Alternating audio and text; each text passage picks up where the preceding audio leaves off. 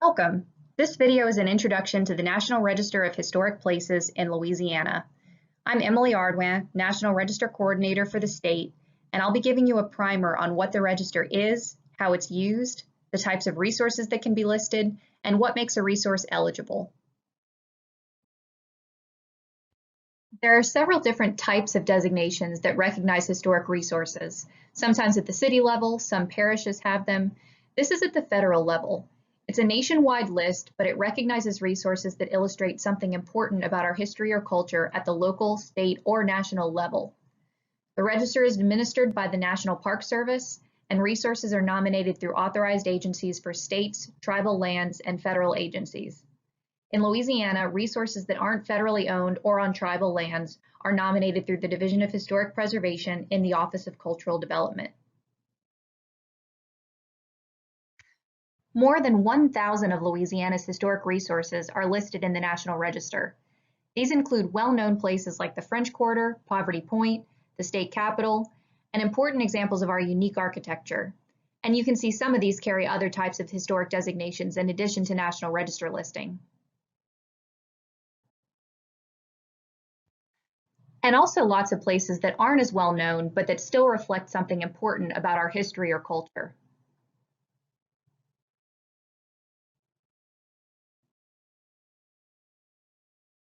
Here's a quick overview of what listing in the register does and doesn't do.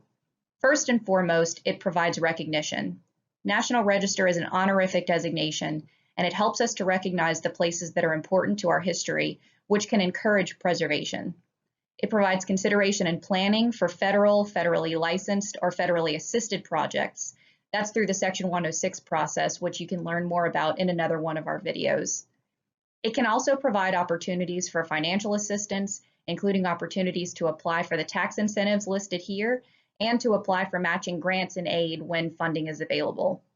I'd encourage you to check out our video series on the tax credit process to learn more about that particular incentive.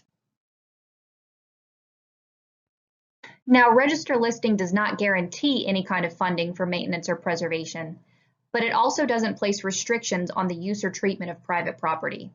It doesn't require an owner to open a property to the public or give tours, and it doesn't require that any specific guidelines be followed in preserving or rehabilitating a property, unless the owner is using federal funds for that rehabilitation, including tax credits.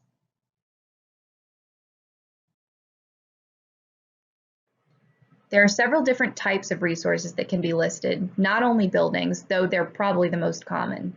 Here are a few examples of listed buildings in Louisiana. The David L. and Jeanette Ross May House in Crowley, a Coca-Cola bottling plant in Tallulah, a historic store and post office in New Roads, and the Superdome in New Orleans. Structures and objects can also be listed. These are most of our built resources that don't provide human shelter. That can include things like bridges and other infrastructure, pools or reservoirs, sculptures, monuments, and even movable resources like ships or train cars. Some examples here are the Bayou Plaquemine Lock in Plaquemine, the Sparrow Lane Bridge in Colfax, a cotton gin in Faraday, and these historic grave shelters in Sugartown. Sites can include cemeteries or designed landscapes, as well as locations of important events or land that holds important cultural value. Resources with archaeological significance are usually classified as sites. Here we have the Gum Springs Recreation Area near Winfield, the designed landscape of Hodges Gardens in Sabine Parish, and Williams Cemetery in Lacombe. A district is a group of any of these types of resources that's significant as a whole. Some examples are historic commercial centers like downtown West Monroe, university campuses like Grambling, residential neighborhoods like this one in Alexandria, and industrial complexes like the Sinclair Sugar Mill in Bruley.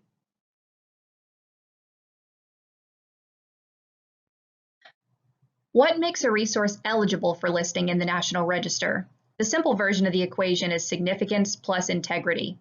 Age is of course a factor, but simply being old is not enough to qualify a resource for listing.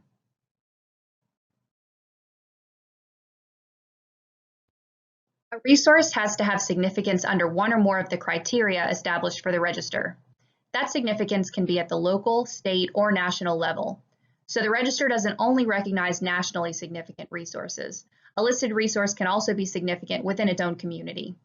The 4 criteria are A, which is association with an important event or broad pattern of events; B, association with a person who had an important impact on some aspect of our history; C, which is significance in architecture, design, or engineering; and D, often called the archaeology criterion. This one is for resources that have taught or are likely to teach us something important about our history.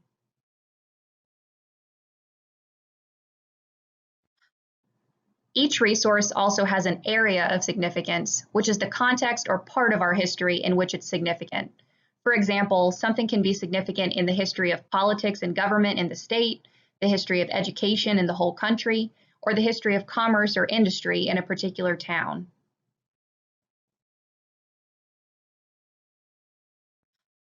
So going back to some of our examples, downtown West Monroe is significant in the area of commerce.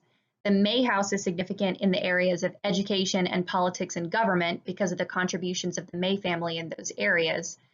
The Alexandria Post-War Suburbs Historic District is an important collection of a certain type of architecture, and Poverty Point is significant in the area of archaeology because of what we've been able to learn by studying it.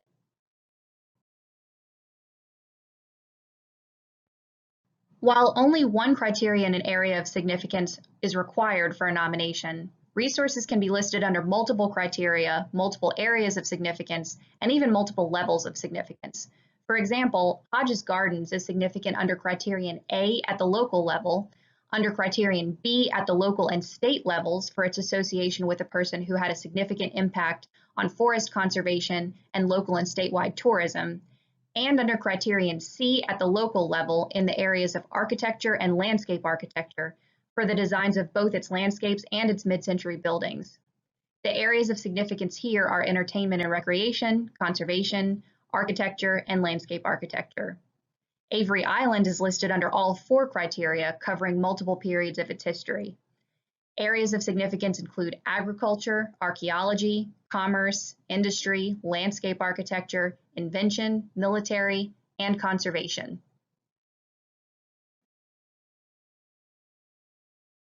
There are certain types of properties that aren't usually eligible for listing, but can be if they meet certain considerations. I won't get into those details here, but you can learn more about these on our website at louisianahp.org.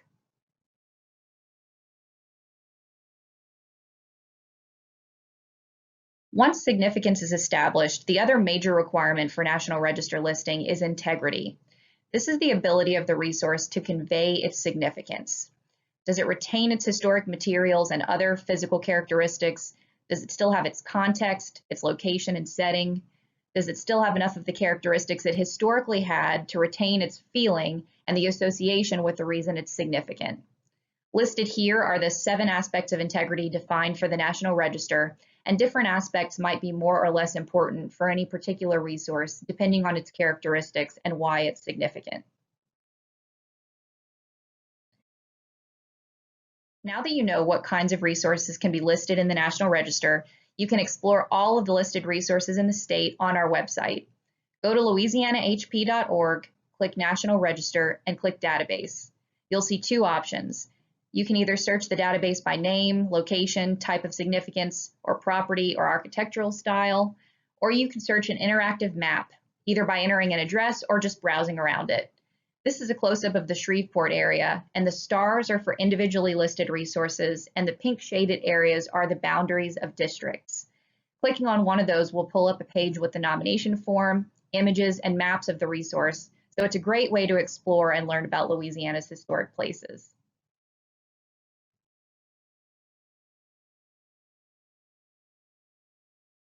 I hope this has you thinking about resources you might want to nominate for the National Register. If you're interested in learning how to nominate a resource, please take a look at our next video, which explains the process step by step. You can also learn more on our website, louisianahp.org, and click National Register.